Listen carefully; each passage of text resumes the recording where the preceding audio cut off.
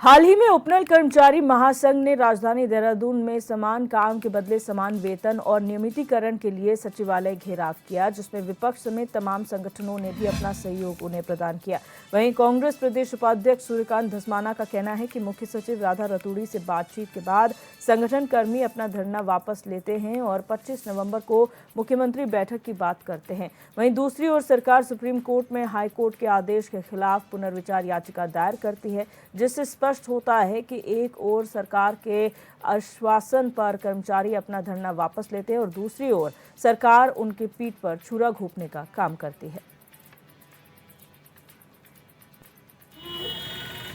उच्च न्यायालय नैनीताल ने 2019 में जो निर्णय दिया उपनल कर्मियों के पक्ष में उनको नियमित करने के लिए और समान काम के लिए समान वेतन का, उसके खिलाफ राज्य की सरकार सुप्रीम कोर्ट गई। सुप्रीम कोर्ट ने बीती 15 अक्टूबर को राज्य सरकार की याचिका खारिज करी, यानी कि उन्होंने नैनीताल हाई कोर्ट का जो निर्णय था उसको अपहोल्ड किया। राज्य की सरकार के मुखिया मुख्यमंत्री जी से मैं 16 अक्टूबर को मिला।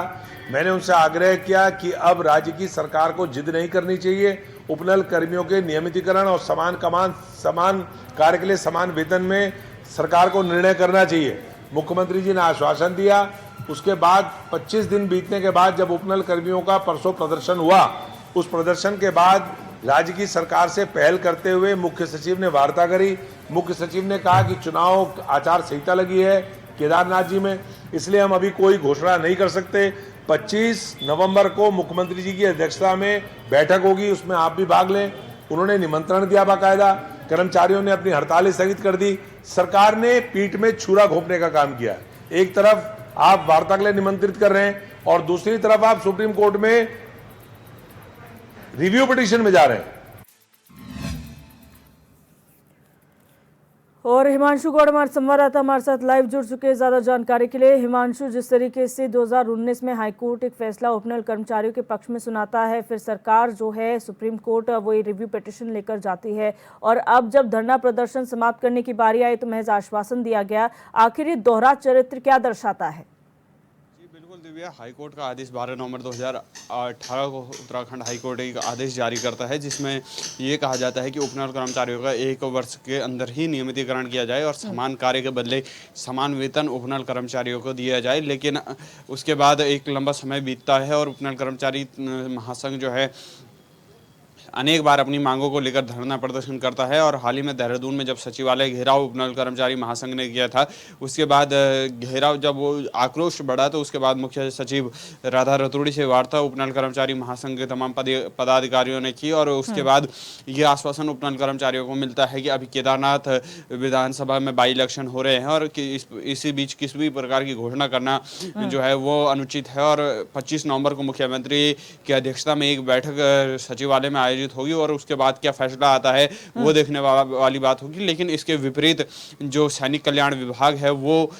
हाई कोर्ट के जो आदेश में है उस पर पुनर्विचार याचिका दायर करते हुए सुप्रीम कोर्ट जाता है और वहां पर एक पुनर्विचार याचिका दाखिल करता है कि हाई कोर्ट के इस आदेश को निलंबित किया जाए, क्योंकि जो उपनल व्यवस्था है ये अस्थायी व्यवस्था है और इनका नियमितीकरण करना राज्य सरकार के लिए एक बड़ी चुनौती बन जाता है कि इसमें तमाम पहलुओं को उन्होंने सामने रखा है। और इसको लेकर अब कांग्रेस प्रदेश उपाध्यक्ष या विपक्ष जो है वो लगातार हमलावर सरकार पर है कि एक और सरकार जहां बात उपनल कर्मचारियों के साथ बैठक करने की करती है और सरकार के आश्वासन के बाद जहां उपनल कर्मचारी अपनी हड़ताल स्थगित करते हैं, वहीं हड़ताल स्थगित करने के दूसरे ही दिन जो है सैनिक कल्याण विभाग अब सुप्रीम कोर्ट पहुंचता है। ये कैसा सवाल जो है चरित्र सरकार अपना रही है और एक आरोप यहाँ पर सरकार पर कांग्रेस प्रदेश उपाध्यक्ष ने लगाए हैं कि एक और सरकार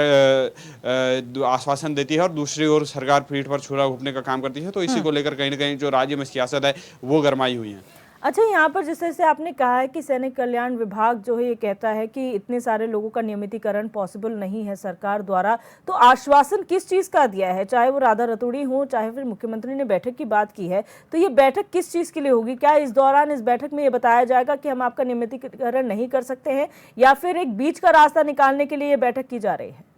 निश्चित रूप से जो बैठक अब सचिवालय में आयोजित होगी उसमें कहीं ना कहीं ये कोशिश जरूर होगी, क्योंकि उपनल कर्मचारी महासंघ के तमाम 22,000 से ज़्यादा इस समय जो वर्कर हैं वो पूरे प्रदेश भर में कार्यरत हैं, और ऐसे में नियमितीकरण करना सरकार के लिए, खासकर उत्तराखंड जैसे प्रदेश में, एक बड़ी चुनौती बन जाती है, क्योंकि अगर आप नियमितीकरण करते हैं तो उनको समान मानदेय देना पड़ता है, जो कि एक आर्थिक बोझ जरूर कहीं ना कहीं राज्य पर बढ़ेगा। इसी के साथ ही इतने सारे अगर कर्मचारियों की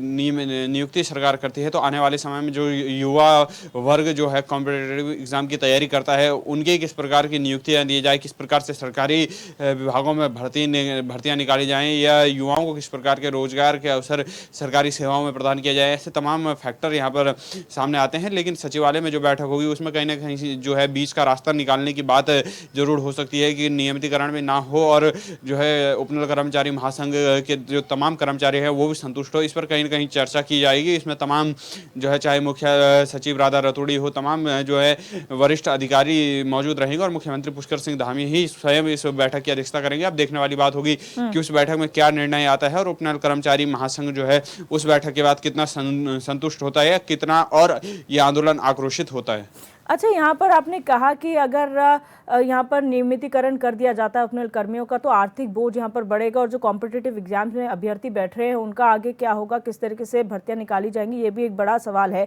लेकिन उत्तराखंड में तो पहले इतने बेरोजगार हैं और यहाँ पर इतने विभागों में पद खाली हैं, तो क्या ये एक प्लस पॉइंट सरकार के लिए नहीं हो सकता कि जो ऑलरेडी ट्रेंड है, प्रशिक्षित है, उनको जो है वो नौकरी दी जाए और अन्य जो विभाग है वहाँ पर जो अभ्यर्थी हैं, जो सिलेक्टेड अभ्यर्थी हैं, उनको दी जाए? क्योंकि अगर आप ऐसा करते हैं तो आपका जो वैकेंसीज हैं वो खाली हो सकती है, पद भरे जा सकते हैं, इससे काम में आसानी होगी। जी बिल्कुल दिव्या, क्योंकि उपनल कर्मचारी महासंघ, मैं बात करूँ पर्वतीय जिलों की चमोली, रुद्रप्रयाग, उत्तरकाशी, पिथौरागढ़, चंपावत, अल्मोड़ा, ऐसे जो जनपद हैं जो जिनको सुदूरवर्ती जनपद कहा जाता है, ऐसे में ऐसे जनपदों में उपनल कर्मचारी जो है एक महत्वपूर्ण भूमिका यहाँ पर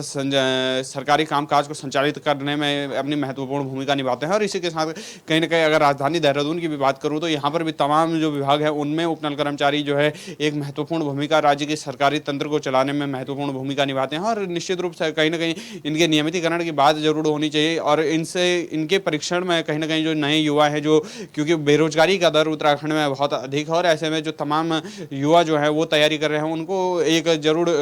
नियमितीकरण के बाद उनके लिए एक कहीं ना कहीं रास्ता खुल सकता है। और कहीं ना कहीं जो प्रशिक्षित अगर व्यक्ति एक सीट पर बैठता है तो उसमें कहीं ना कहीं जो है